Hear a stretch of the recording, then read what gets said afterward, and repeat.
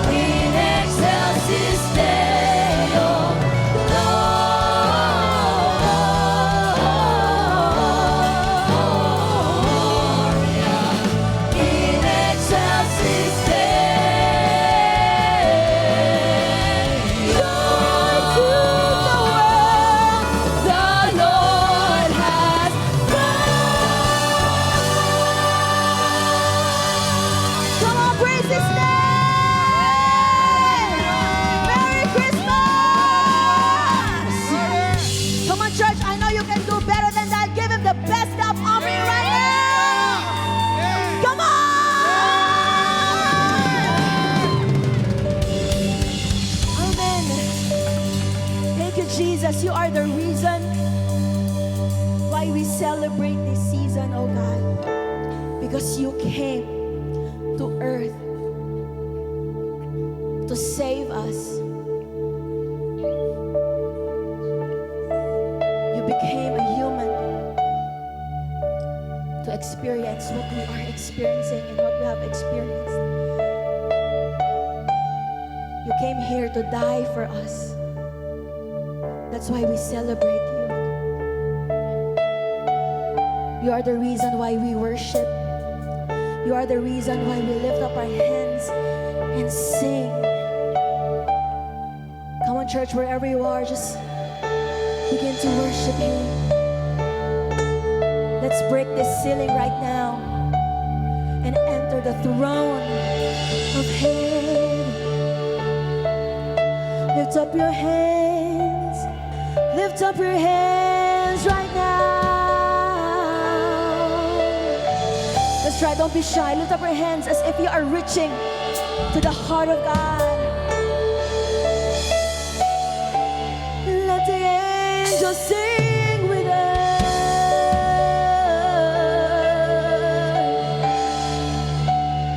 We sing hallelujah. It's between you and God right now. Sharanariye. Oh,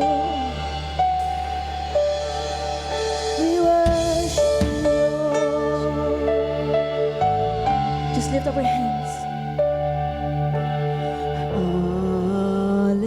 Hallelujah.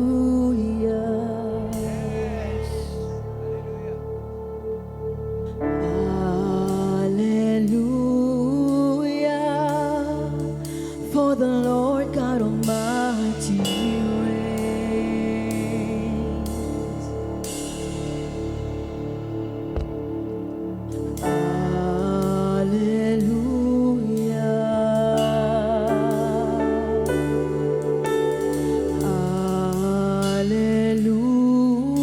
Hallelujah.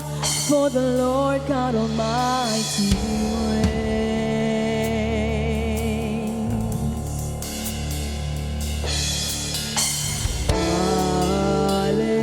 Hallelujah. Holy, holy are you, Lord God Almighty. Worthy is the Lamb. Worthy is the Lamb. You are holy, holy are you, Lord God Almighty.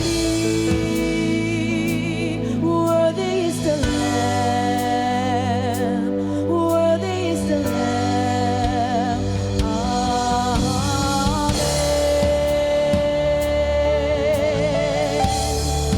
It's your turn to sing this song right now at the top of your lungs. Sing with all your heart. Hallelujah.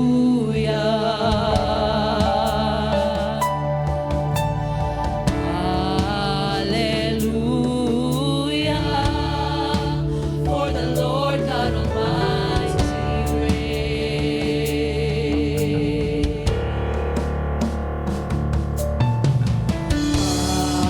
Hallelujah.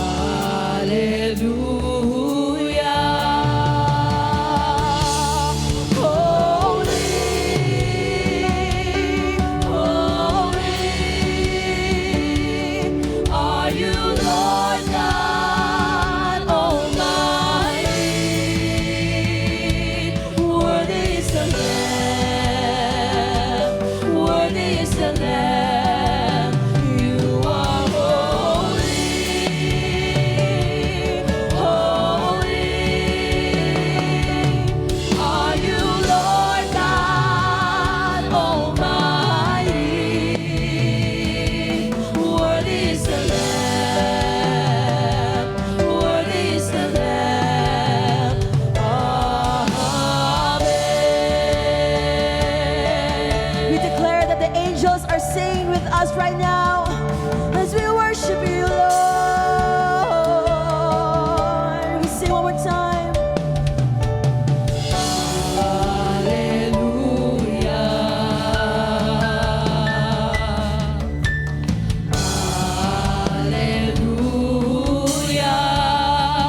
For the Lord God Almighty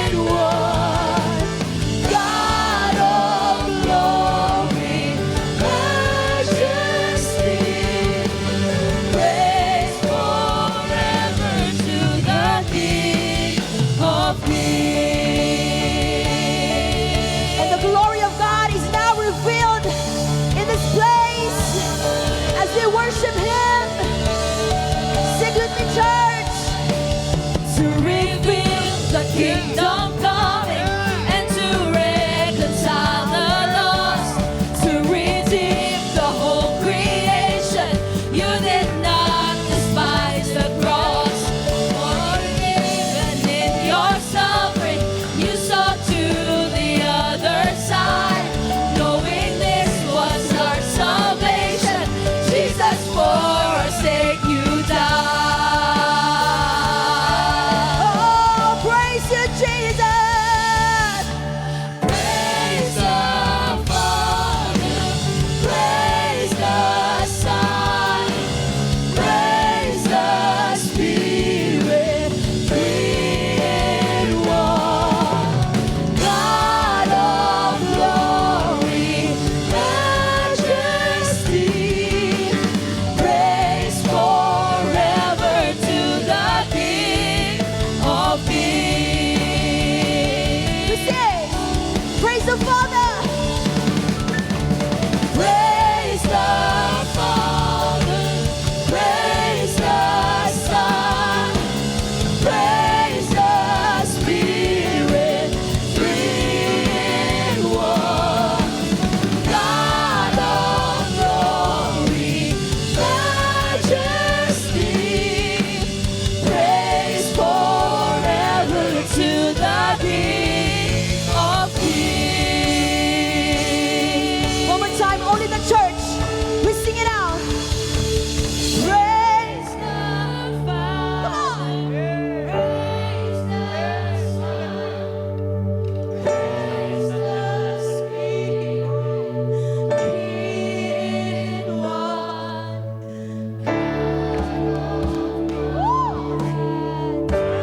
Majesty, praise forever to the King of Kings. Praise the King of Kings right now. Praise the King of Kings.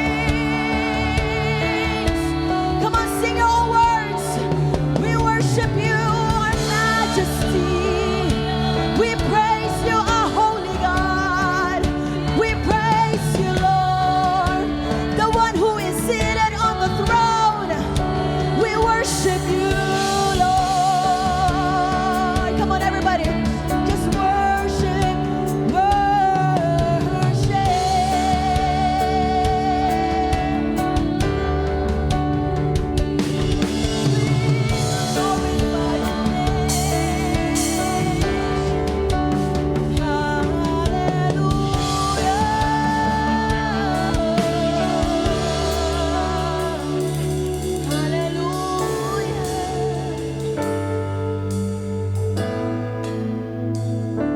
Glory be to God. Glory, glory in the highest. We adore your name, oh God. We worship you, Lord. Lift up your hands right now and just adore his name. For you are holy. That's right. Woo. You are glorious, God. We worship the King of Kings, oh Lord. Ooh, Jesus.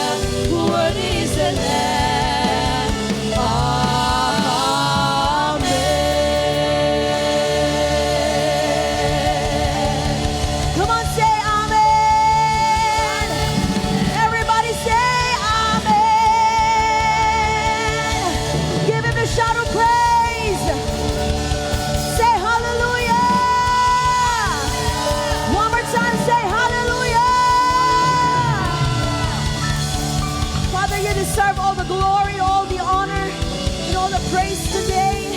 We celebrate you. We celebrate your life in Jesus' name. And everybody say, Amen.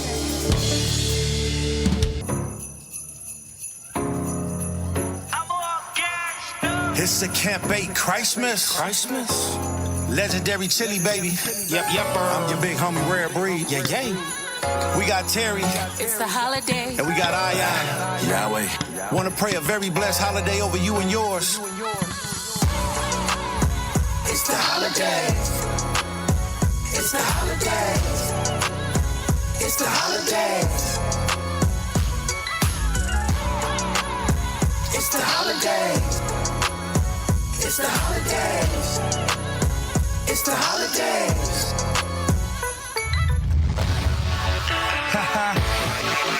Yeah. Thank you for the day that you have made. I give you all the glory and I give you all the praise. Thank you for the breath inside my lungs.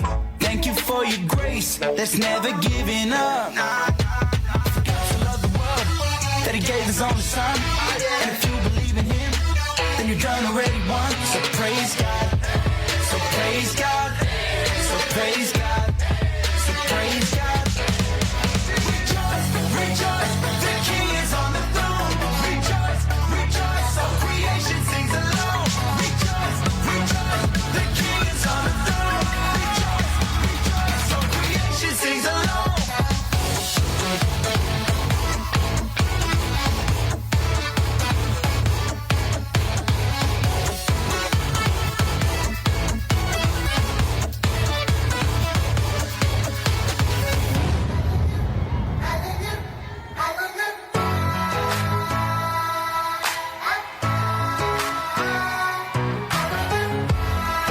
Listen, how many of y'all know that the King is alive? Woo! Come on now, get in line with it. Sing it out, tell him God did it. He beat the grave and he's still living, risen to set the soul free. Why would I keep this song inside? I think it's time to testify. Throwing my hands up to the sky. Jesus is alive. The praises don't stop. The devil's been dropped. Got some good news coming straight from the top. You saved me from the fire, lifted me higher. Feeling so good, gonna sing it with the choir. The King is alive. Alive. I said the King is alive.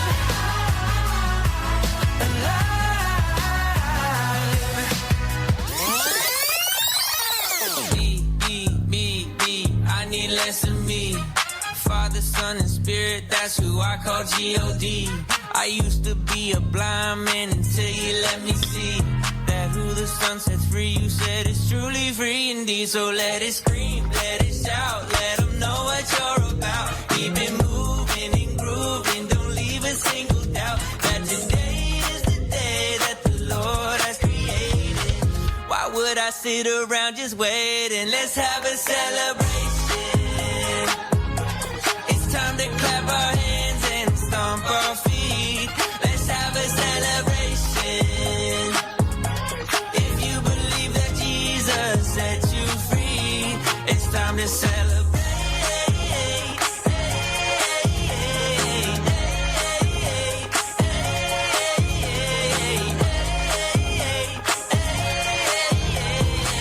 Don't sit there waiting, let's have a celebration. It's time to clap our hands and stomp our feet. Let's have a celebration. If you believe that Jesus set you free, it's time to celebrate.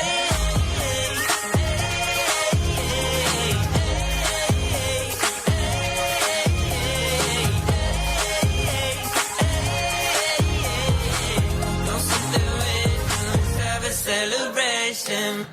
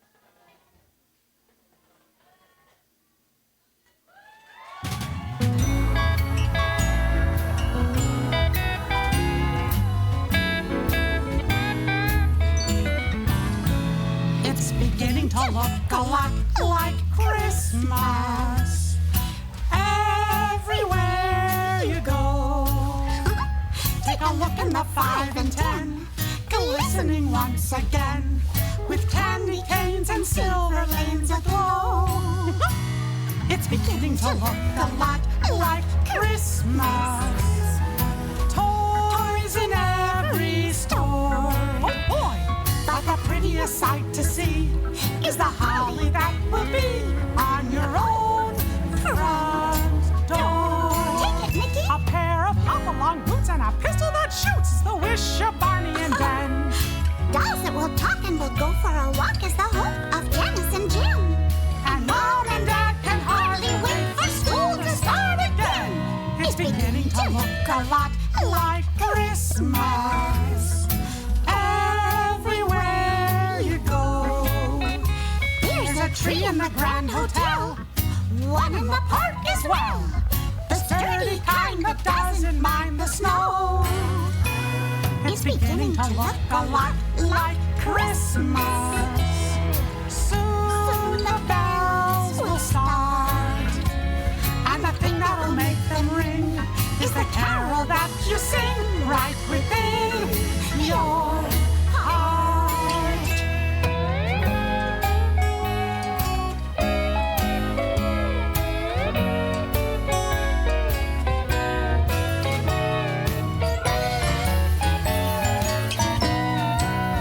Oh, it's beginning to look a lot like Christmas. Everywhere you go, take a look in the 5 and 10. It's glistening once again, with candy canes and silver lanes aglow. Oh, It's beginning to look a lot like Christmas. Toys in every store. But the prettiest sight to see is the holly that will be on your own front door. Sure, it's Christmas once more.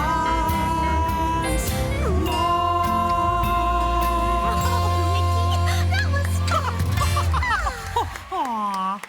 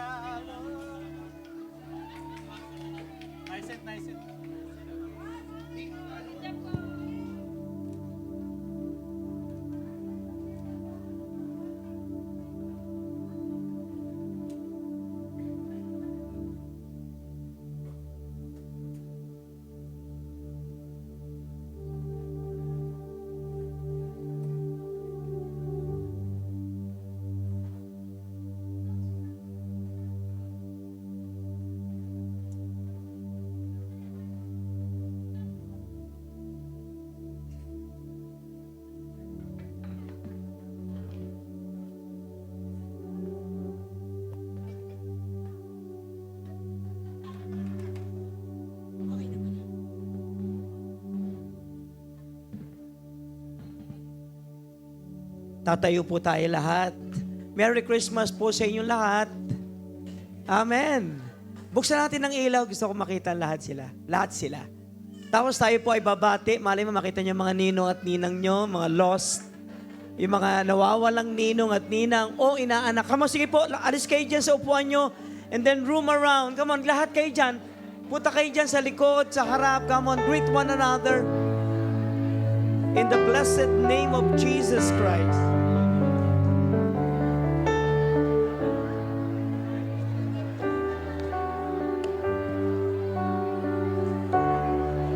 Sumigaw tayo, Merry Christmas!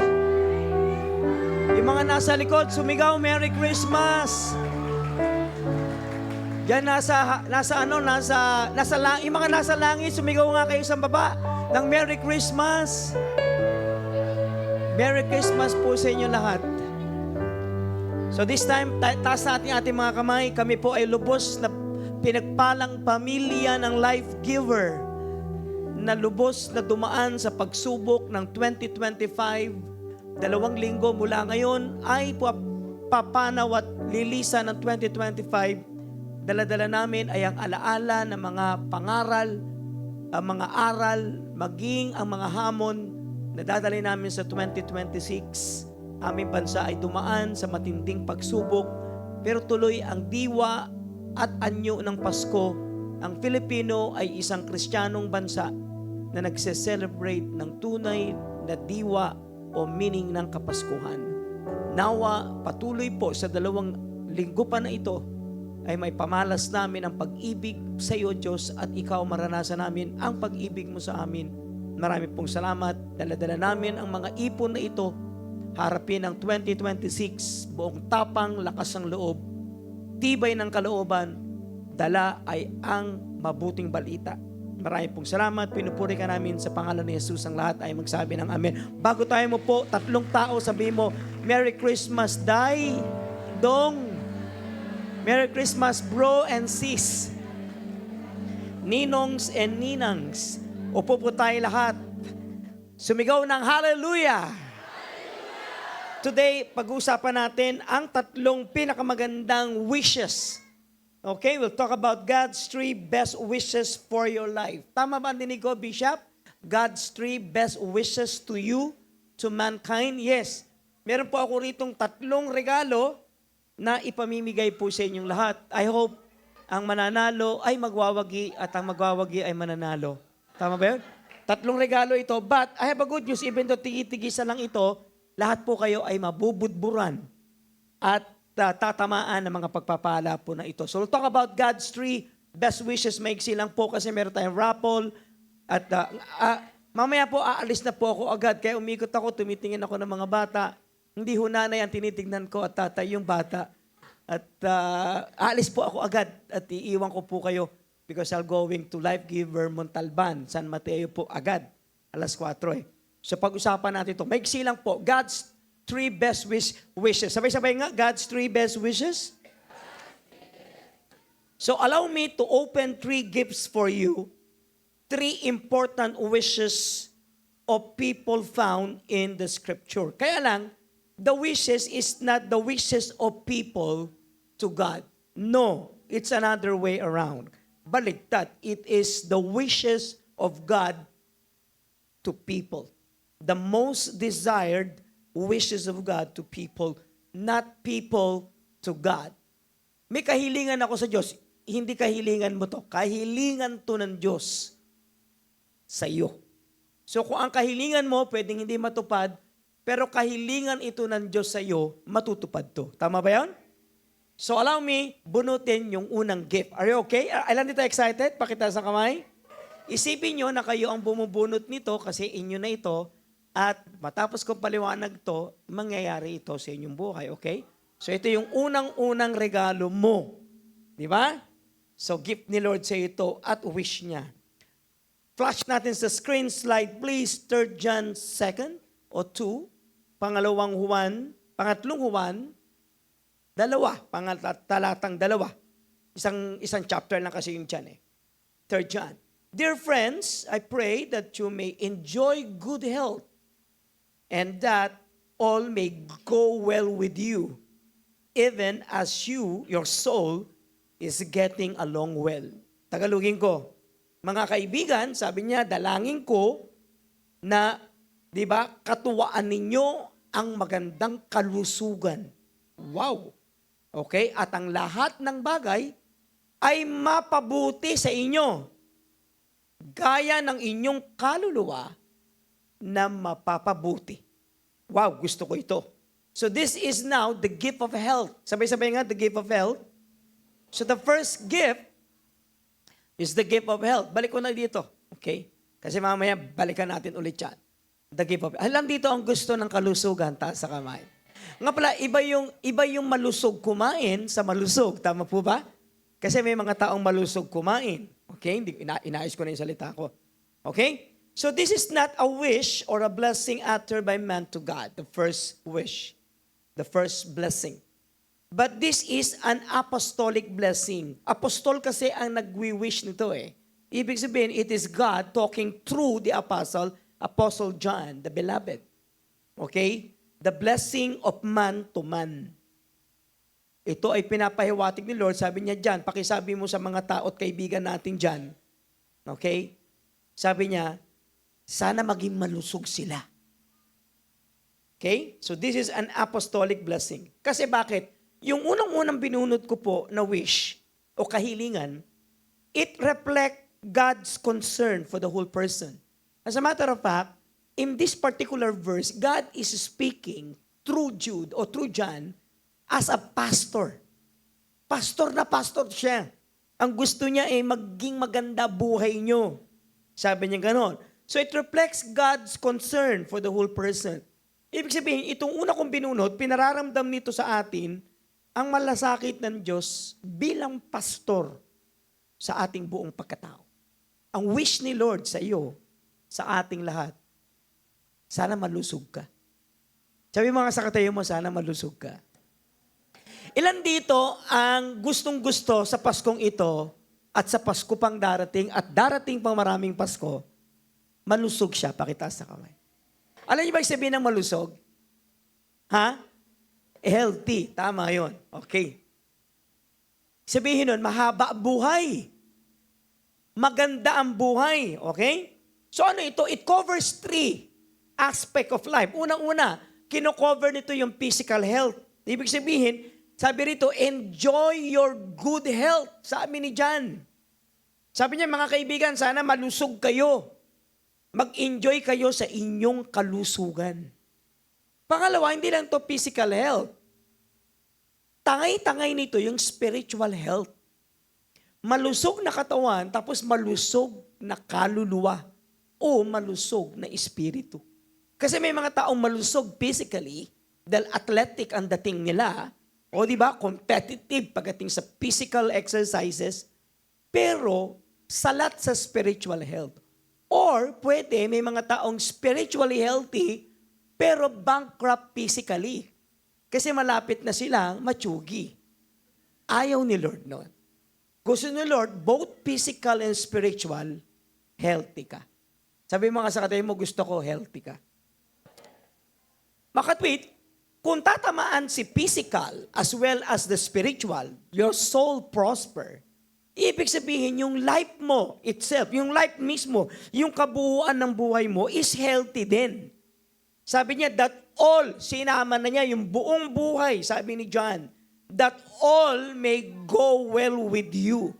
Circumstantial or physical or spiritual success. Ibig sabihin, healthy ka, kaya ang dali mo makuha ang tagumpay. Kung may circumstansya ka, in control ang Diyos. At lagi, nasa winning side ka. Kasi very healthy ka. Physical, spiritual, at saka buhay. Ilan dito gusto nun? Pakita sa kamay. Parang hindi kayo masaya. Hindi ko nararamdaman. Masaya kayo. Ilan dito ang gusto, marami siyang pera, pero patay siya bukas, pakita sa kamay. Ilan dito, kahit walang pera, basta physical, spiritually healthy siya, gaganda buhay niya, taas sa kamay. Nagbabago na tayo. Very good. So, may mga wishes kasi, focus only in one area, like the focus is physical health. Pwede yun eh. But itong blessing kasi nito, in 3 John verse 2, this blessing kasi recognizes that human are body, soul, spirit. We are human being. The being is so healthy that even the social standing of the person is in line or in harmony sa kanyang sosyedad. Pwede yun. Kasama ba yun, Bishop? Kasama yun. So, ang spiritual health ay pundasyon ng pagpapala. Kaya dito dinidiin mabuti ng spiritual health is the foundation of all the blessings. Kaya ang sabi niya, tinan nyo, even as your soul is getting along well, the body is healthy, di ba? Kadun din daw pati yung soul. Even as the soul is getting along well. So why this matters to God? Bakit ito importante sa Diyos? Una, kasi yung prosperous life without a healthy soul always leads to emptiness. Di ba? Kapag kahit mayaman ka, ang ganda-ganda ng buhay mo sa mundo, sa standard ng mundo, pero kung salat sa health ng soul, lagi yung tao, kahit tambak sa marami, ang dami niyang konti. Kasi maraming tao, ang dami-dami, pero ang dami niyang konti. At may mga taong parang konti, pero madami. Ikaw yun. Tama ba? So, a prosperous life without healthy soul leads to emptiness. Salat, kulang, tigang. Pangalawa, a healthy soul, a healthy soul brings stability in life even during sufferings. Ibig sabihin, ang malusog na kaluluwa ay nagdadala ng tibay ng buhay. Kasi bakit healthy? Kahit sa panahon na siya ay nagdurusa. Katulad ni Job, nung panahong nagdurusa siya, alam na alam mo, salat yung katawan dahil tinamaan ng cancer, pero makikita mo na ang tibay ng loob at doon niya na-encounter sa sufferings niya ang Panginoon. Ibig sabihin, importante na healthy ang katawan. Yes, gusto ko yun. Pero dapat healthy ang kaluluwa. Bakit? Kasi ang kaluluwa ay gabay ng buhay. The soul is the compass of life. When the soul is healthy, because it is aligned with God, di ba? Other areas position for wholeness. Kapag malusog ang kaluluwa, as well as ang katawan ay naka-align, nakadikit, nakaduktong sa Diyos, lahat ng area sa buhay niya ay sasabay sa kalusugan. Kaya itong wish na ito, na hinihingi, Bishop, di ba ang health pinagpapaguran? Hindi po. Ang health po ay hinihingi din. Pwede kong hingin. Di ba? So ang wish na ito ay hinihingi. Sabi-sabi nga, hinihingi. Pangalawa, nahihingi. Sabihin mo nga, nahihingi. At pangatlo, ang wish na to ay pinapangarap. Sabihin mo nga, pinapangarap. Question, ilan dito sa taong ito at sa taong darating healthy siya? Taas sa kamay. Yes, dahil gusto ng Diyos maging healthy ka, I have a good news, lahat tayo ay magiging malusog. Tama ba? Sabi mo nga sa katabi mo, tigil-tigil, puyat-puyat. Tulog-tulog. Pero wag maraming tulog, baka dumiretso tulog mo. Ha? Kailangan healthy. Okay? Palakpakan natin ang Panginoon. Ilan dito ang gusto? Nung unang-unang wish ni Lord, taas sa kamay. Sabi mo nga, akin yun. Now, I have a good news to all of you. I will be opening the second gift. Are you okay? Buksan ko, okay. Buksan ko. Okay, narito yung pangalawang gift. Are you okay? From Romans 15:13. Pakita natin sa slide. Romans 15:13. Sabay-sabay nga tayo, may fill you with all joy and trust in Him so that you may overflow with hope. Nako, ganda to. Yan, dito excited dito. Tong gift na to, isa lang, pero tatlo ang magkakasama. Pag binunot ko yung gift, naku, tatlo pa lang fold, no? Di ba? Isa lang siya, pero naka three-fold. So narito yung three-fold. Yung pangalawang gift is the gift of joy, peace, and hope. Tatlo. Nako, to ka na, balik ko lang. Baka makalimutan ko eh. Gagamitin ko pa ito mamayang gabi. Yun. Yung importante itong wish na ito eh. Kasi nalulungkot ako kasi maraming taong ang dami-dami pero wala niyan. As a matter of fact, yung mga naitala na napakaraming pera na dumaan sa kanila at sa garahe nila yung maraming pera, alam natin lahat may isa na namatay or pwedeng nagpakamatay o sabihin na natin namatay. Hindi natin alam. Allegedly nagpakamatay o namatay. O pinatay. Hindi natin alam. Nawa, pagpahingahin siya ng Panginoon. So maraming tao, dami-daming pera, pero wala niyan. Importante yan. Kasi ano meron yan na magdadala sa ating buhay? Importante ang wish na ito. Kasi it speaks to what human heart needs to survive and to thrive in this life. We need joy. We need peace. And we need hope. Di ba basic ang kailangan ng tao? Tatlo, di ba? Kailangan natin ng shelter. Tama? Pangalawa, anong kailangan natin? Clothing. Tama ba? Pangatlo, anong kailangan natin? Chicha. Tama ba? Ilan dito ang hindi mabubuhay ng walang pagkain? Tayo sa kamay. Lahat tayo. Tingnan mo yung katabi mo. Naku, hindi pwedeng walang pagkain. Amen? Ang buhay ng tao ay puro kain. Tama ba? Pero importante ang bahay. Tama? Kahit saan ng bahay, basta importante, di ba, tawag natin dyan, bahay.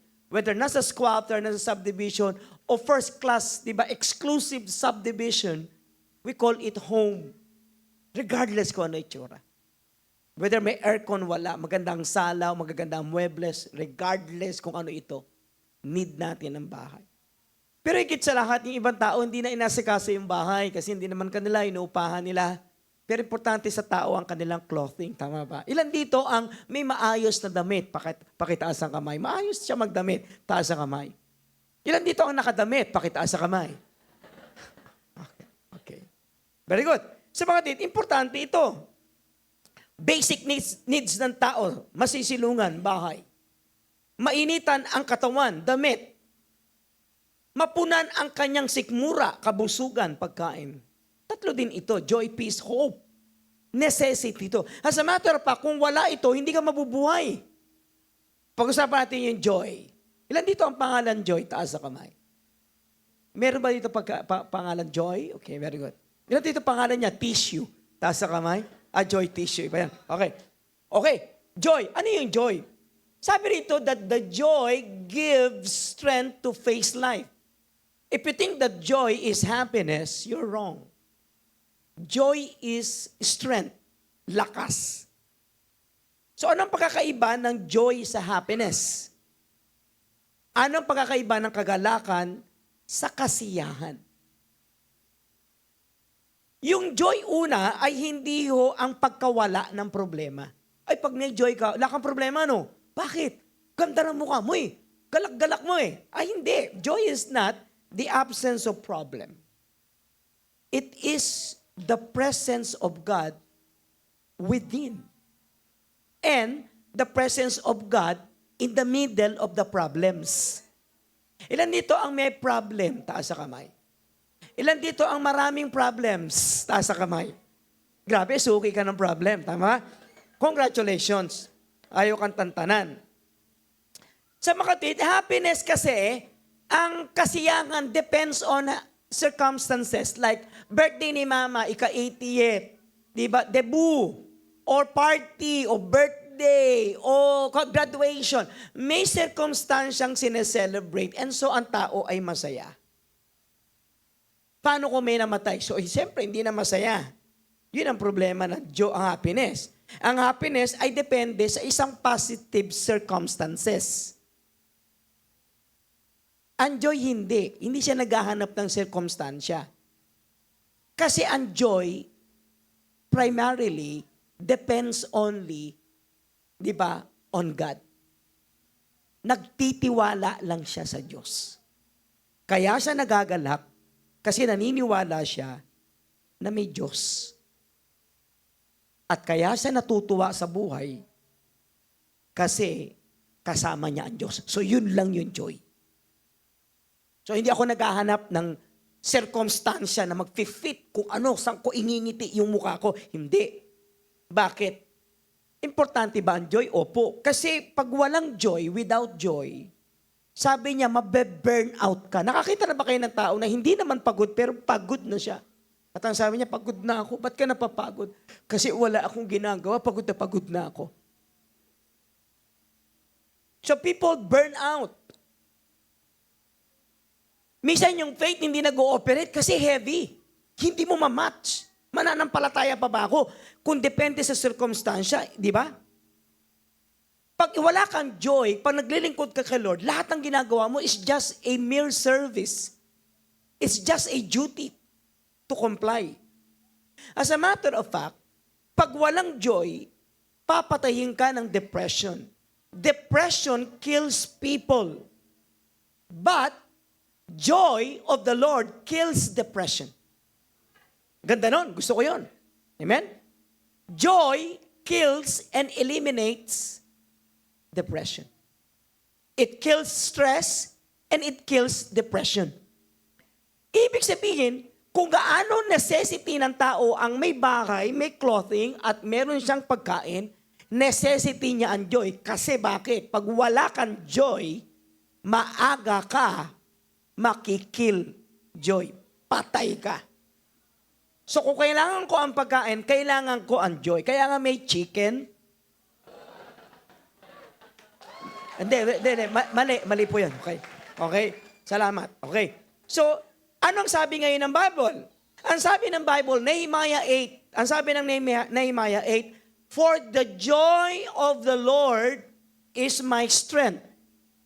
Ibig sabihin, yung lakas mo, hindi galing sa exercise. Nakakita na po ako ng mga taong athletic and they die young. They die young. Hindi ako athletic. Maaga silang namatay sa akin. Nakalibot na ang kanilang paa sa buong sulok ng sanlibutan, katatakbo, kasusuntok. And yet namatay po sila na walang bakas ng health nila. Because kinuha nila ang strength nila sa pamamagitan ng physical thrust, weight. Tama ba? Nagbubuhat sila. Hindi yun masama. Pero hindi nagagaranti doon hahaba ang buhay mo. Ang sabi ng Nehemiah 8, sabi niya, for the joy of the Lord is my strength.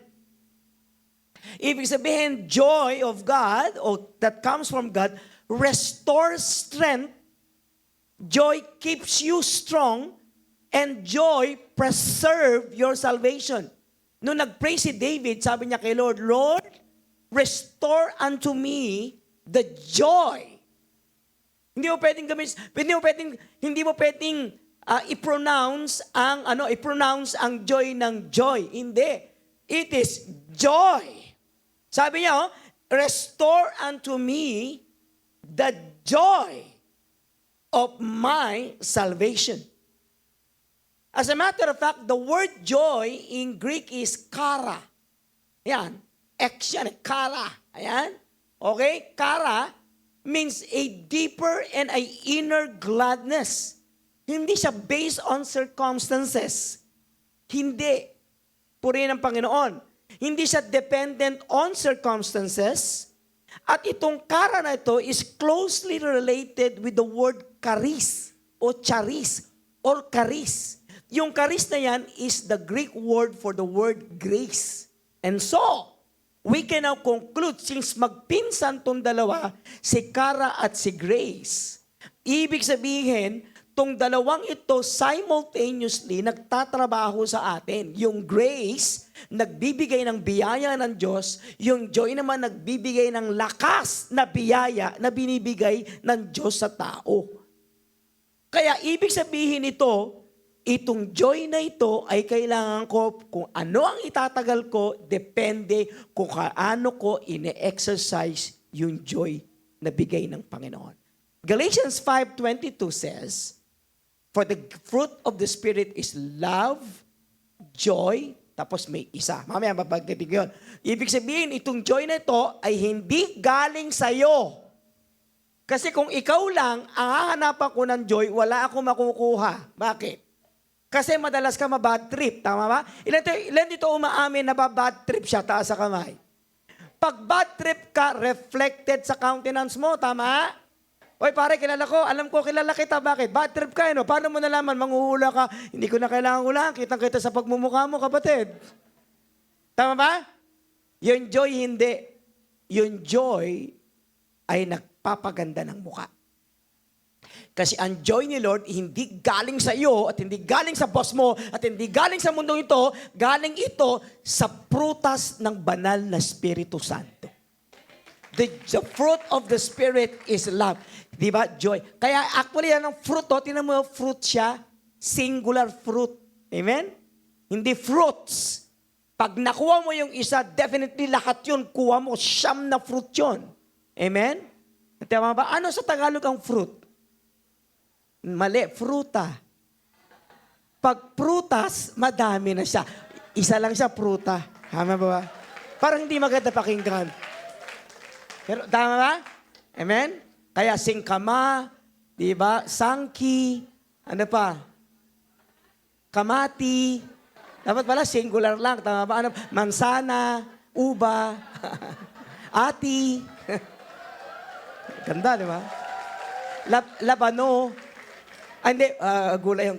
Okay. Are you okay? Okay, are you okay? Pag may joy ka, hahaba buhay mo. Pag impier na buhay mo, good news, bukas pa lang, graduation mo na. Palakpakan natin ang Panginoon, tumuloy siya. Sabi ni Paul, ang wish ko sa iyo, may joy ka. Tumuloy siya, ang wish ko sa iyo, may peace ka. The Greek is erenai. Ano yan? May enye yun erenai. Erenai. And erenai, peace, is the inner rest. May pahinga. May mga tao kasing tulog ang katawan, bumabiyahe ang utak. Meron nun. Ito hindi. Erenai, peace, joy, kara, erenai, inner rest. Merong inner witness at saka inner experience of an inner rest. Ba't tumuloy ang meaning? Harmony. Harmonious yung soul mo. Tsaka spirit mo sa lahat ng bigay ng Diyos. Hindi at war. Hindi nakikipaggera. Tumuloy pa siya, it's wholeness. Buo. So peace results to wholeness. When you say erenai is freedom from anxiety and freedom from inner conflict. There is inner conflict. Peace doesn't deny the existence of inner conflict. War. There is war. There is inner conflicts. There is tug of war between two personalities or two nations. Meron. Hindi sinasabi ng peace na, wala yan, huwag mo na isipin yan. Basta tanggalin mo sa isip yan. Wala siya sinasabi, tanggalin mo sa isip mo. Andyan siya. But peace is what? Is moving. Is closely moving with the person. To the person. Ibig sabihin, the Greek word irenai is similar with the Hebrew word shalom. Shalom. That's the Hebrew word for peace. Amazingly, same meaning. It's completeness. It's the balance of well-being. It's a right relationship with God. You are not at war with God and others. May mga Kristiyano kasing masama na loob niya kay Lord. Hindi, Lord. Hindi mo man lang ako pinagbigyan ng mabuhay si nanay ko. Masama loob ko sa iyo at atwar siya. Nakikipagbuno siya sa bagay na hindi marahil na ibigay sa kanya ng Diyos. Nangyayari yan kahit sa isang Christian. Very close to God. Pwede yun, nangyayari yun. So, amazingly, pareho meaning. Hindi siya nag-iiba. Ibig sabihin that peace is not to escape from trouble. Peace is an inner stability. Sabihin ng peace, ang peace ay pangloob na katatagan.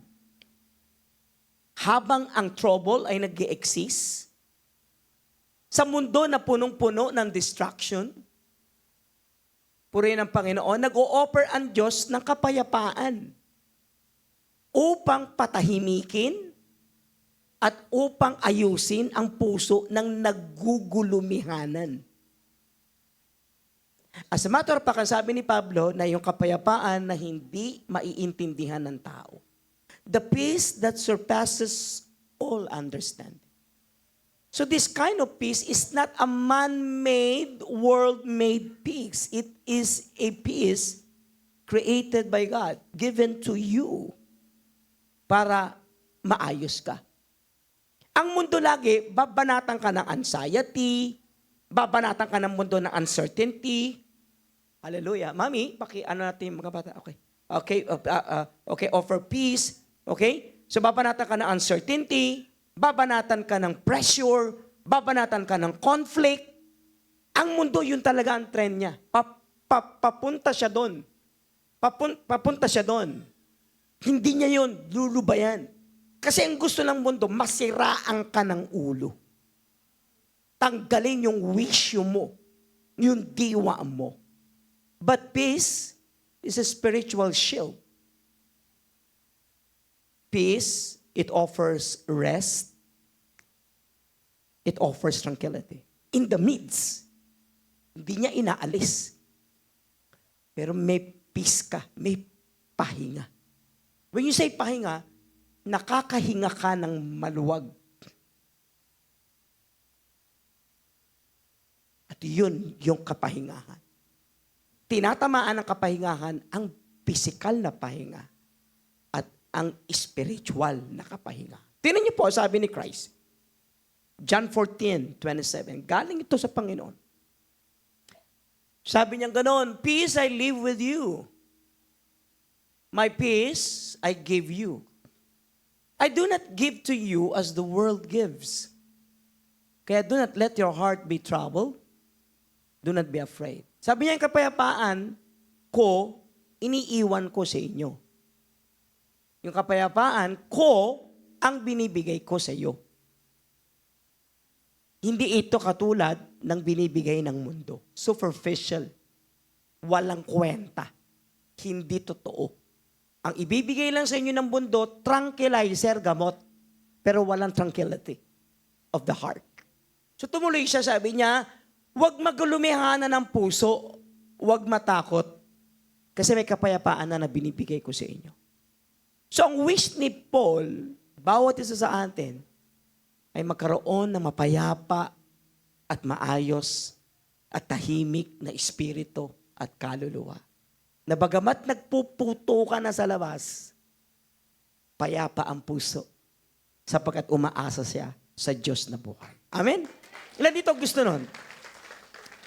Sabi mga sa katabi mo, gusto ko meron ka niyan. Sama. Sa likod din, gusto ko meron ka niyan. Amen? Are you okay? Galatians 5:22, again. Galatians, ayan, hindi rin galing sa iyo yan. Galing din yan sa Espiritu.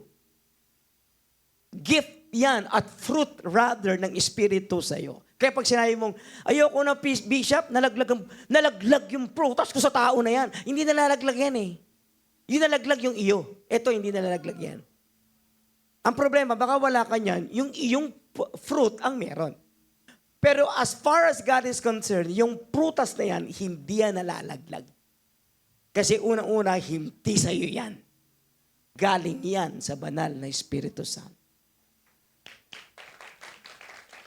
Kaya ang mabibigay lang sa iyo ng mundo, rest in peace. Ang ibibigay sa iyo ng Panginoon is true peace. Sabi mga sakata mo, peace man, Peace, peace, peace, peace. Okay. Palakpakan natin ang ating Panginoon. Are you okay? Tuloy tayo? Patayon ta? Okay, hope. Ay, meron na tayo kaninang joy. Tama? Ilan dito tumanggap ng joy? Taas sa kamay. Ilan dito nagkaroon ng peace? Taas sa kamay. Number 3, hope. Sigarilyo ba to, Bishop? Hindi po. Itong hope na ito, pag-asa, ay ang nagpapaandar sa tao patungo sa kanyang hinaharap. Hope keeps people to move forward. Yung peace kasi is status kalalagayan tranquility of the heart. Pero ito hindi. Tinutulak ng hope ang taong umandar. Diretso ka. It keeps the person to move forward. Bakit? Kasi people give up People give up easily. Faith weakens. Humihina ang faith. Diba? Sabi ng Romans 15:13, tingnan nyo, possible ba ibigay ito sa atin, Lord, yung hope? Oo, sabi niya, the God of hope. So, ang introduction ng text, sabi ni Paul, sabi niya, the God of hope gave you ang Diyos ng pag-asa, bigyan kayo ng pag-asa. Tama nga naman. Kung ang Diyos ay pag-asa, siyempre, hindi mo pwedeng bigay ang hindi meron. Kung hindi ka, o di meron, o kung meron ka, kung wala ka. So, God can give hope because He is, sabi ng Bible, the God of hope. Lumalabas na ang pag-asa ay hindi nag-originate dahil nanalo ka sa gera o nanalo ka sa mga trials at temptation mo. Hindi. Ang hope ay nag-originate sa Diyos ng pag-asa. As a matter of fact, hope is exclusively a provision that comes from God. As a matter of fact, another point is, ang pag-asa ay isa sa pinakamagandang sangkap or ingredient ng buhay. So, itong wish na ito matters because ang buhay talaga walang pag-asa Biro mo, ang 1 trilyong piso ay pinaghahatian lang ng iilan. Saan napunta yung iba para sa atin o para sa iyo? Walang pag-asa. 1 trilyon, pinaghahatian lang ng ilang. Konti lang. Walang pag-asa sa mundo. Pero ang pag-asa ay galing sa ating Panginoon. So itong wish na ito matters kasi kapag walang pag-asa ang tao, magkukulaps ka inwardly. Ibig sabihin, kung walang pag-asa, walang hope, walang buhay. Yung tao na nag-give up at namamatay ay yung mga taong nagdesisyon, wala na akong pag-asa. Bishop Manny, hopeless na ang buhay ko. Harapin ko na to, wala na akong pag-asa. What if meron? Yung pag-asa ng Diyos ay dumarating sa panahon na wala ni katiting, no hint ng pag-asa na nakikita ka sa kapaligiran. Diyan dumarating ang pag-asa ng Diyos sa panahong wala ka ng pagkukuhanan. So kung pagpapatuloy ko, the word hope in Greek is elpis. It is a confident expectations. Buong kumpiyansa akong nag-e-expect. Hindi naiintindihan ng asawa ko, hindi naiintindihan ng kapaligiran, hindi naiintindihan ng parents ko, hindi naiintindihan ng church, pero meron pa. Hindi, buhay pa ako, may mangyayari pa. Hindi, alam ko may sagot si Lord dito. Yun yung confident expectation of something that comes from God.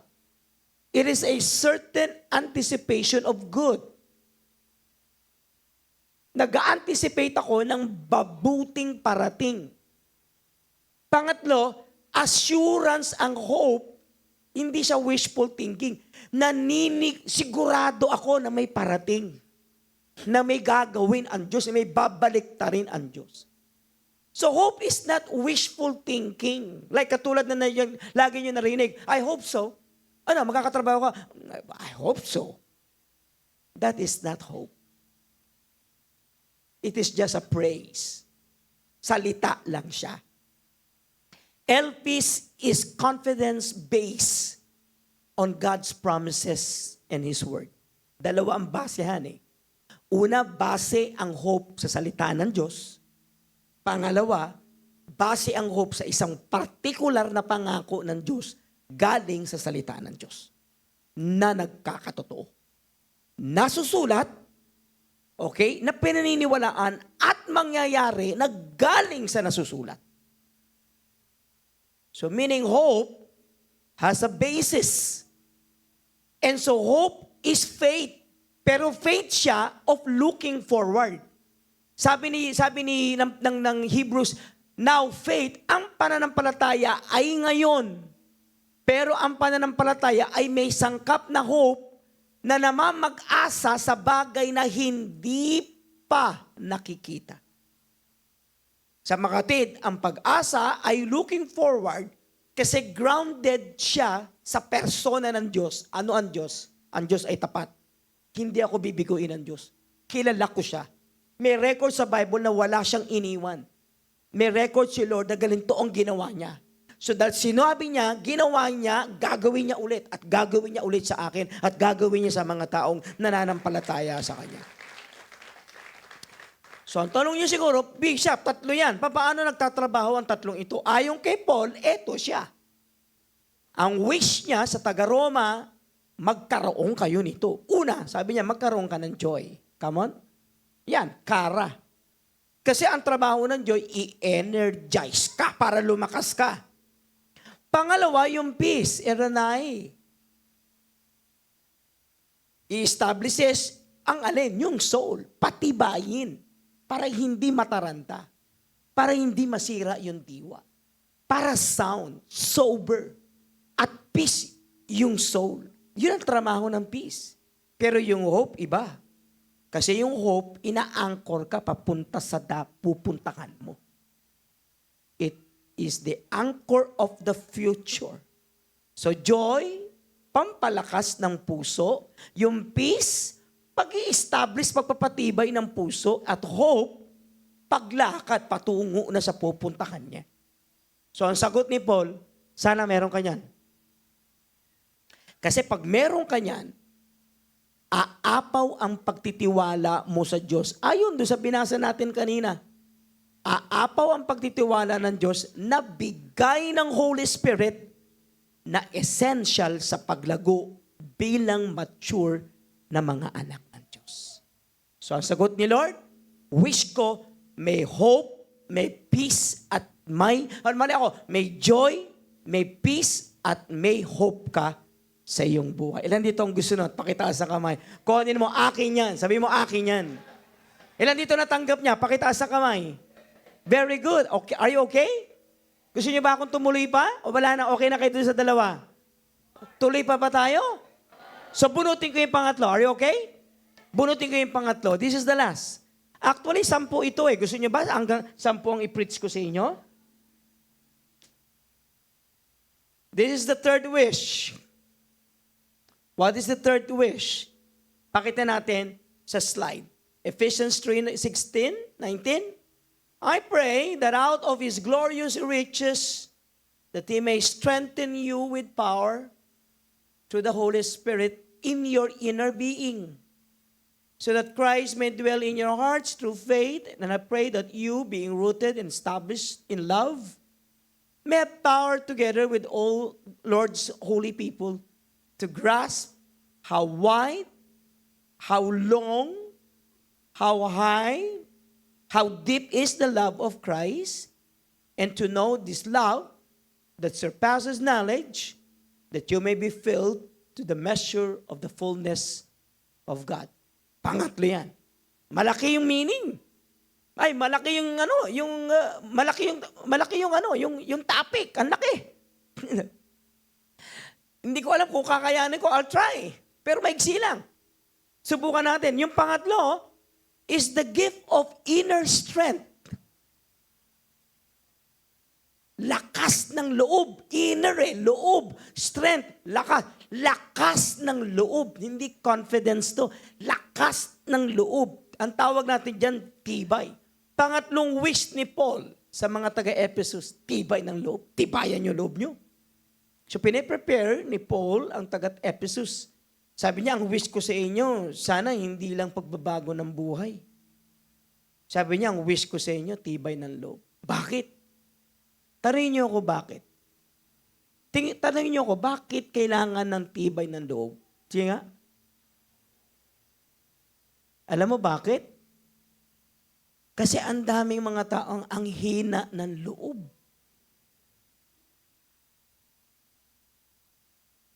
Maraming mga taong marupok, mahina. Mukhang malakas outside, pero super hina inside.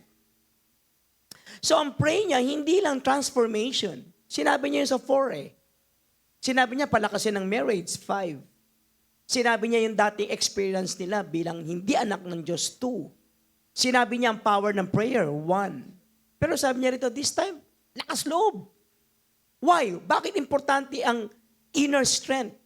Panloob na lakas. Panloob na kalakasan, tibay ng loob. Kasi maraming tao, hindi matibay ang loob eh. Hindi makapal ang loob eh. Ang makapal ito eh. Tama ba ako? You know why? Because life is won or lost in the inner being. Alam mo kaya ka natalo? Natalo ka sa loob eh. Kaya ka nanalo kasi nanalo ka sa loob. Yung loob ang nagdedetermine kung ano ang panalo at ano ang talo. Natatalo ang tao at nananalo ang tao. Una, hindi siya nananalo natatalo sa labas. Nananalo natatalo siya sa loob.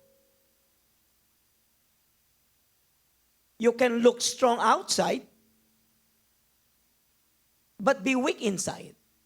There are people like that. Puro facade. Masaya outside, lungkot inside. Tama ba? So external success cannot sustain internal collapse.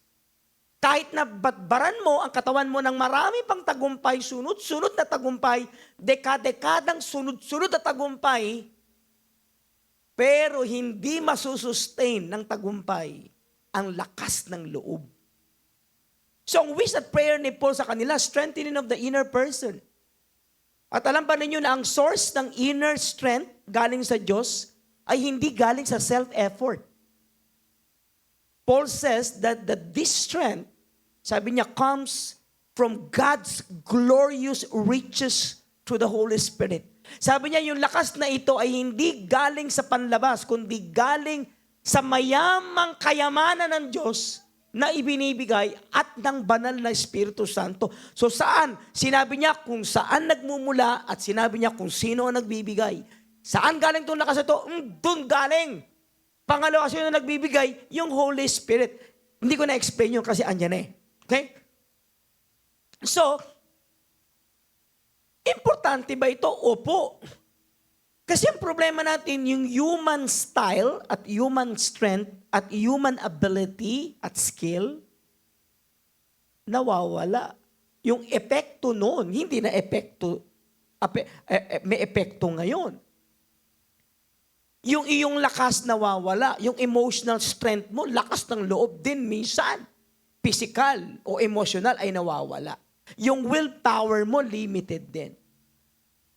Pero itong strength na binibigay sa atin ng Diyos, 3 bagay. Una, nare-renew. Pangalawa, sustainable. At pangatlo, sufficient sa gera mo. Tandaan mo to. Lagi haharap tayo sa maraming gera. At ang taon 2026 ay pagharap sa madami na gera. Kung hindi ka matibay, babaksak ka. As a matter of fact, may mga tao na hindi pa lumalaban, talo na. Meron ba nun? Meron. Pero itong lakas na ito ay may pinanggagalingang ugat. Sabi sa Bible, sabi ni Paul, it is being rooted in Christ's love. Una, galing siya sa pag-ibig daw ng Diyos. Yung source of strength na ito galing sa love. Kaya sabi niya, taga-Efeso, sana maging maugat kayo at sana kayo ay established sa pag-ibig ni Kristo. So, unang-una, saan ako magiging matibay? Sa pag-ibig ni Kristo. Dapat dyan ka mag-ugat. Ang ugat mo, ang punong may ugat, hindi mo mabubuwal. Kasi founded yun, established ng love. Sabi sa Bible, yung daw pag-ibig ni Kristo ang magpapatibay sa atin. You know why? Kasi tayong mga tao, Christian o hindi, mature o hindi, lagi naghahanap ng pag-ibig na galing sa tao. We always seek the love of people, the approval of people, which is superficial and artificial. And sometimes, makikita mo, sa mga insecure people, galinto lagi sila naghahanap. Hindi mo ako nilike, hindi ka makumikibo dyan, hindi ka man lang nagko-comment sa pinopost ko, hindi mo man lang alam na may problema na ako. Lagi tayo naghahanap ng approval, applause, applaud ng tao. Sabi ni Paul, hindi ka titibay dyan. Dapat matibay ka sa pag-ibig ng Panginoon. Kasi pag matibay ka sa pag-ibig ni Kristo, establish yung identity mo. Gagaling ang sakit mo. Matatanggal ang kinakatakutan mo. At magiging tiwala ka lagi sa Diyos mo. Tingnan mo yung 18. Can we go to 18? Pakibasa nga natin.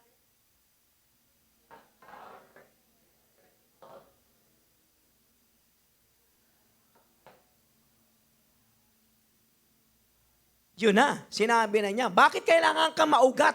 Dapat ang ugat mo galing sa pag-ibig ni Kristo, di ba? Hindi masama hanapan ko ang asawa ko ng love. Di mo naman ako mahal, paramdam mo naman yung love ko. Okay yun, kailangan ko yun. Pero hindi yun ang foundation ko kasi kung hahanapin ko yun, what if salat? Kulang. Anak mo, hindi ka na ngayon minamahal. Dati mahal na mahal ka doon, nag-asawa, nakalimutan ka na. Papaano ka ngayon? Yung mga tinulungan mo, papaano kung hindi marunong mag-return, di ba, ng favor sa'yo? Di ba? Dahil hinahanap mo, dahil ginawa mo yun para baka sakali sa pagtanda ko, balikan nila ako. Mali. Lagi tayo madidisappoint sa pag-ibig ng tao. Kasi ang pag-ibig ng tao ay superficial. Kulang. Naglalak. Tapos minsan, hindi totoo huwad. Kasi bakit? Tao siya. Sinasabi ng Bible, kay Christ ka. Magtiwala yung pag-ibig niya. Kasi yung love niya, hindi lang tungkol sa affection niya sa'yo. Yung love ni Christ sa'yo, magpapatibay sa'yo. Yung inner strength daw, galing sa love ni Christ, rooted ka, established ka. Nangyayari daw ito kapag may knowledge kang kusa sa love ni Christ. So ang sabi ni Pablo, sana nag-grasp mo, naintindihan mo yung love ko. Yung love daw niya. Yan. Sana nag-grasp mo, naintindihan mo kung gaano ka-wide. Sige nga, wide. Hindi po, in PowerPoint. Wide. Meron ako niyan eh. Okay. Okay, meron yan. Wide, long, high, deep.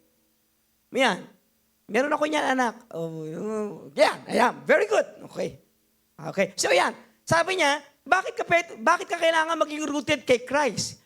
Wide yung kanyang love eh. Lapad eh. Pangalawa, yung love ni Christ, long, haba.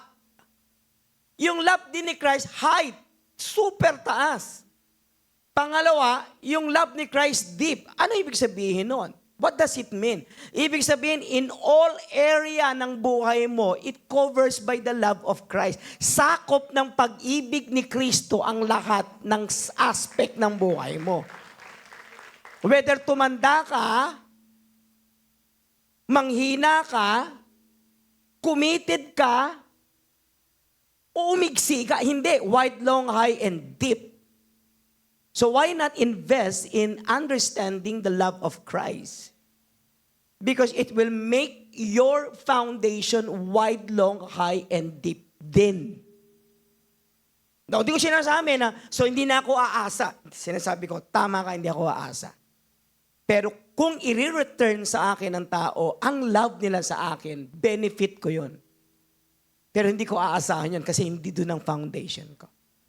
Ang foundation ko, ay ang pag-ibig ni Kristo kasi malapad, ang pag-ibig ni Kristo mahaba, ang pag-ibig ni Kristo mataas, at ang pag-ibig ni Kristo malalim.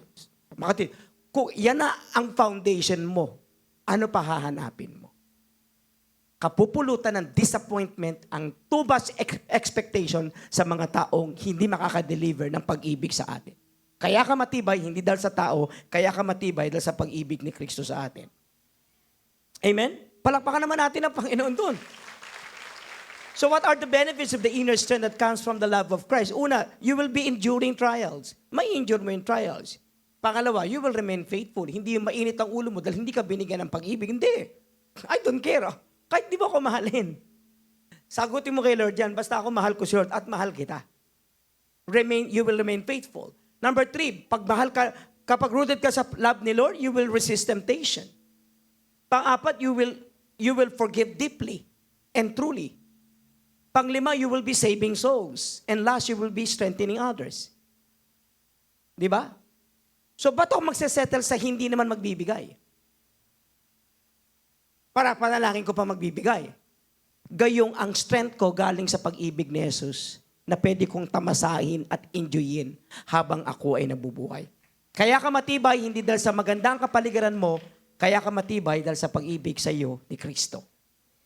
19, tuloy tayo sa 19. Patapos naman ako 19, and sabay-sabay, and 2, lakasan natin.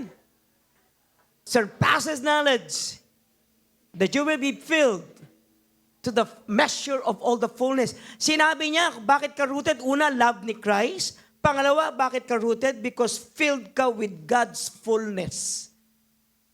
Diba? Enthusiasm. Diba? Enthusiasm. Diba? Ikaw ay nasa Panginoon. Ang Panginoon ay nasa iyo. Ikaw ay nasa Panginoon. You are filled with God's fullness. Buo ka, malakas ka kasi punong-puno ka ng kabuuan ng Diyos. Buo ang Diyos sa iyong buhay. Bakit gusto ng Panginoon mapuno ka ng kabuuan ng Diyos?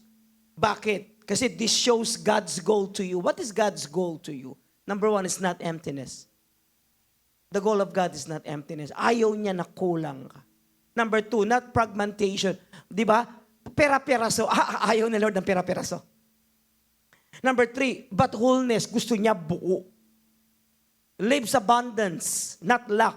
Gusto niya umaapaw ka. Hindi ka kulang.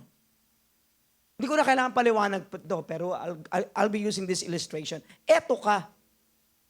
Yung kaninang love, sabi rito, para mapalakas ka, dapat punong-puno ka ng love. So, ito po yung roses. Itong roses na to is the love of God.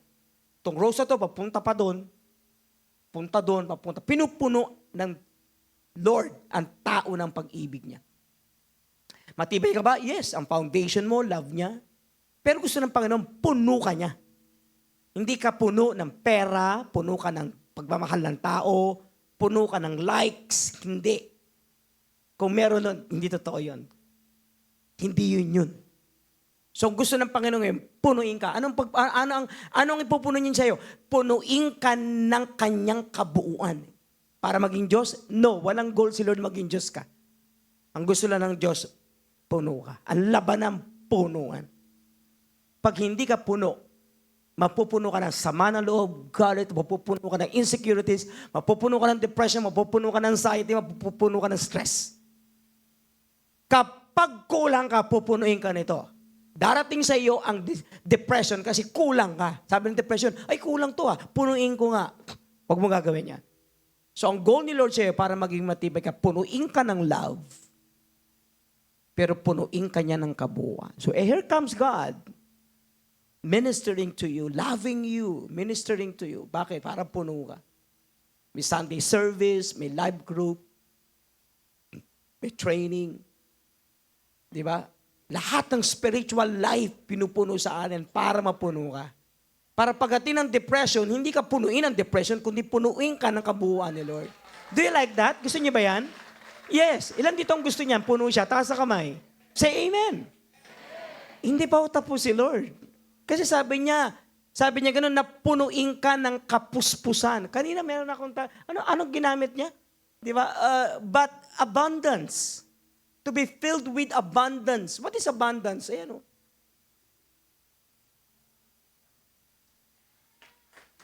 Puno. So Lord, puno ka. Kasi pag hindi ka puno, pupunuin ka ng mundo ng insecurities, pupunuin ka ng mundo ng dislikes niya, pupunuin ka ng mundo ng kahalay niya. Gusto ni Lord, puno ka. Kasi the only way to be useful to God is when you lack nothing. When you are filled with God's presence. When you are filled with God's characteristics. When you are filled with God's promises. With God's commands. When you are filled with God's prophecies. Decrees, laws, lahat yung punuin ka. Bakit? Kasi ang labanan punuan. Next year, pag hindi kayo puno, may pupuno niyan. At ang ilalagay nila dyan, hindi mo magugustuhan. Wish mo to kay Lord? Hindi. Wish to ni Lord sa iyo. Puno ka. Dapat wala tayong mga issues, sexual issues, money issues. Alam mo, nagulat ako. Alam ba nyo, nung kinuha ko yung list ng 10 best wishes, malalaki yung wishes sa Bible eh. Nagulat ako. Walang pumasok na isang pera sa wish ng 10. 3 lang kinuha ko eh. Hindi lalo papasok yun. Out of 10, wala akong nakuhang wish ng tao. Pera. Meron sanang isa by the name of Solomon, but he never wished to have treasures. As a matter of fact, si Lord ulit nagbigay sa kanya. I found out na kaya pala wala ang pera. Kasi kapag binigay sa ni Lord yung una, the gift of health, tamo ha, try to think of it. Kung healthy ka, kikita ka ba ng pera? Sumagot kayo dyan. Kikita ka ng pera, bakit palusog ka eh? Tama ba? Tama ba? Pangalawa, kung may joy, may peace, may hope ka, nagbebenta ka ng kabaong, bibili ba ako? Nagbebenta ka ng ng bigas, bibili ba ako? Bibili ako. Bakit? May joy ka eh. Oy mga kapatid, bumili kayo ng bigas namin, 20 pesos lang ito. Pag kinain nyo ito, hindi na kayo muli magugutom. May peace ka? May hope ka? Bibilang kita, bakit? Kasi may ingredient ka na nagugustuhan ko, higit sa product mo. Pangatlo, pag may gift of inner strength ka, kikita ka ng pera? Yes! Alam mo, nakita ko? Out of the 10 wishes, top wishes in the Bible, ni isang pera hindi lumitaw. Hindi pera kailangan natin. Kailangan natin yung 3. Kasi yung 3 yun ang maglalabas ng kayamanan sa inyo.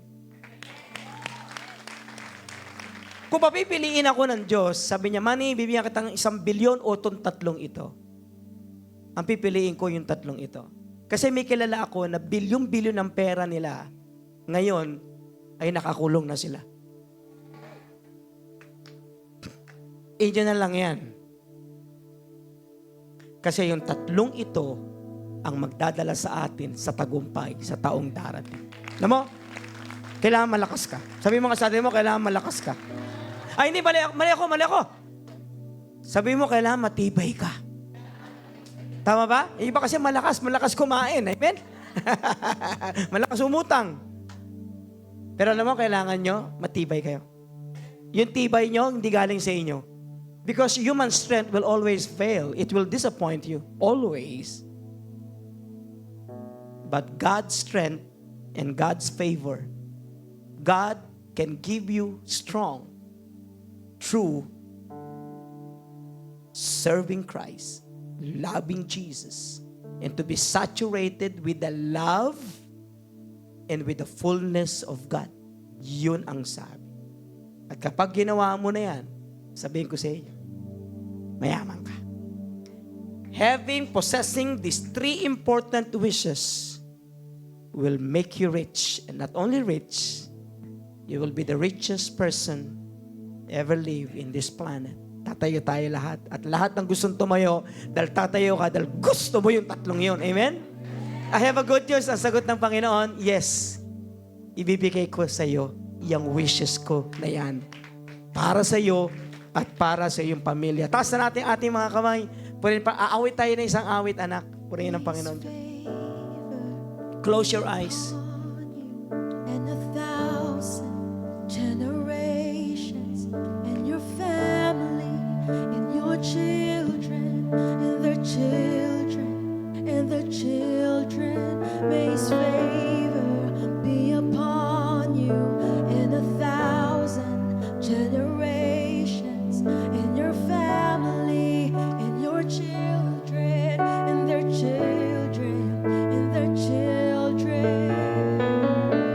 pray. May the good Lord richly bless you with the 3 blessings that comes from heaven. The top 3 best wishes of God may happen to you and to your children. Sa closing ng taon na ito, marami kang natutunan. It will make you obedient, compliant, loving child of God. Next year will be a tough year for you and for me. But you shall overcome. You will overcome trials. You will be a blessing to many. He will keep you from falling. He will make you stand unblemished. God will continue to make His grace work in you. Good news, His face will shine on you, and His abundance will always flow throughout your lifetime. You will enjoy life with God. You will enjoy good health with God. Your soul will prosper, and you will have life to the fullest. And you shall receive this from Jesus Christ, our great Redeemer, and Jesus Christ, the life giver. Today, may He bless your hands right now. Hipuin ni Lord ang kamay mo, kapatid. Alam ko, nag-struggle ka, but I have a good news. Yung struggle mo ay papunta sa tagumpay. Walang hindi mo malulupig. Walang hindi mo magagapi. At walang hindi mo mapagtatagumpayan. Nagsasarado ang Diyos sa taong 2025, pero nagbubukas ng pintuan at bintana ng pagpapala sa lahat ng life giver. Hindi lang dito sa Kamyas, kundi sa buong mundo na ngayon ay naglilingkod sa Diyos. Today, receive this from Jesus Christ, the life giver. Receive it now and enjoy it tomorrow, for God is with you. So I say, be victorious in Jesus' name. And everybody say, Amen at Amen. Raise your hands, please. May the good Lord richly bless you and your children. May He keep you from falling, make you stand unblemished. May His grace work in you, His face shine on you. May His abundance flow throughout your lifetime. With enjoyment, good health, soul prosper. May you have life to the fullest. Receive this from Jesus Christ, the God bless you. Merry, Merry Christmas.